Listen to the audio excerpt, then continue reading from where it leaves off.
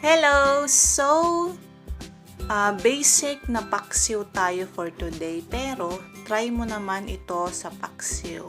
So, meron tayong bagong invento na hinalo sa paksiw. So, ayan muna, ilagay muna natin yung bawang, yung sibuyas, luya at kamatis. And then, ilagay na natin yung ating bangus. Ayan, boneless bangus na yan mga sis. And then, magtapis din tayo ng kamatis, sibuyas at yung luya. So, asin, and then yung magic ang ating ilalagay na pampalasa at yung ating siling haba. Ayan mga sis. Mas marami, mas malasa yung ating sili. Ayan. And then, maglalagay na tayo ng ating suka.